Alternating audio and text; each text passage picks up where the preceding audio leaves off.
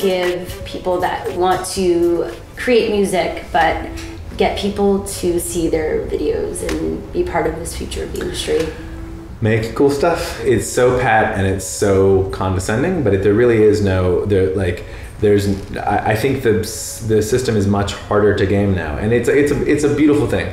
A better way of thinking of it is this, I think. 10, 20, 30 years ago, most, somebody who wanted to make an amazing thing had to go beg and plead for, and scrape at the doors of the industry to try to get enough money to do that. These days, if you can make something on your own, I mean, it has to be pretty humble to start with, but if you can make something and people find it, suddenly the money comes after you, not the other way around. It used to be that you no matter how big you were, you still had a corporate overlord somewhere. And now all the little people who are sitting, all the little nerds sitting alone in their room doing something wildly interesting but not commercially applicable in any way, just some cool little project that doesn't make anyone any money. It's just something cool. Well, if that attracts 100,000 or 1 million or 50 million people to watch your little thing, suddenly you are as big a cultural force as NBC.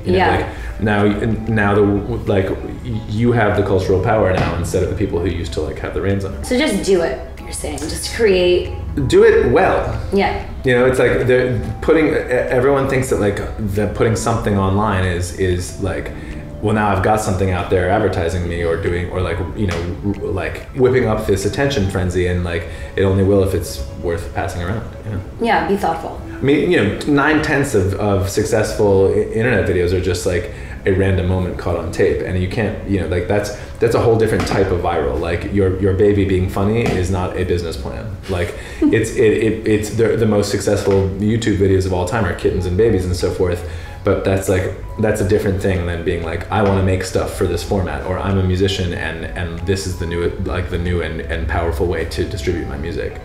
Very different styles of making stuff. How many artists do you have going to you how do I make my video go viral now? Or record labels coming to you now to be consultants? I mean, does that happen? A little bit.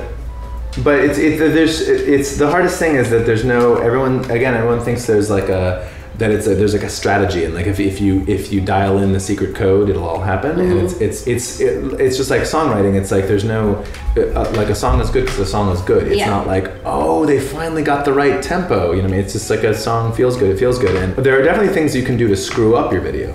If you don't let people embed it, that's a big one. If you try to if you try to sort of squeeze every penny out of it right away, put advertising all over. You can turn people off, but there's no secret to turning people on except for making something that people like. So we do get asked a lot to make videos for other bands, and I'm we'd love to, as long as you have 6 weeks to vote to be to making this video. And they're well, we were hoping we could just show up for the shoot day. And I'm well then, keep making videos the way you make them. Yeah, and then do you have a list of all these ideas? Do you just compile lists of these ideas that come in your head for possible videos, or? Well, I mean, kind of. It feels like a list of ideas for songs. It's there's some chord progression you have lying around in the back of your head. And you're I love that chord progression, but I've never really managed to make the right song out of it. Or a phrase you've heard somewhere that seems like that really captures the spirit of something, and you want to write a song like that. There's a lot of video ideas we have that are sort of loosely formed, and in fact for us they're better when they're loosely formed. I think the way most advertisements or most films or most videos are made are you plan it really, really carefully in advance, and then you have a 1 or 2 day shoot and you're as efficient as possible. Yeah. And our shoots are actually pretty inefficient. We budget all of our time and money towards sort of the playing that leads up to it. For instance, with the Rube Goldberg machine, had someone actually sat down to design out a machine, you could build it and shoot it much faster and much more efficiently.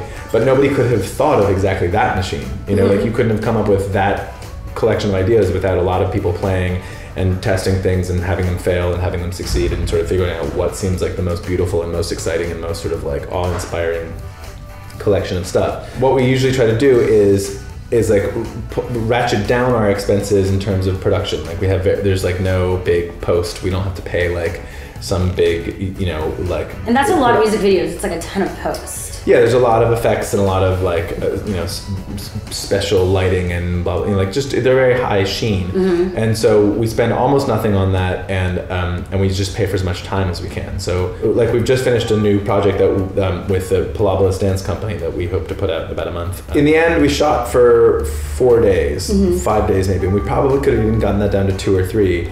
But almost all of it was spent on, we basically, the members of the dance company and the band and my sister, we hung out for like 3 weeks just playing with ideas, and what we wound up with is something that none of us could have envisioned all the parts of. Each of us had like a few things we thought might work, and you watch them come together in really unexpected ways, and you get something that no genius in a cave could have planned out in advance.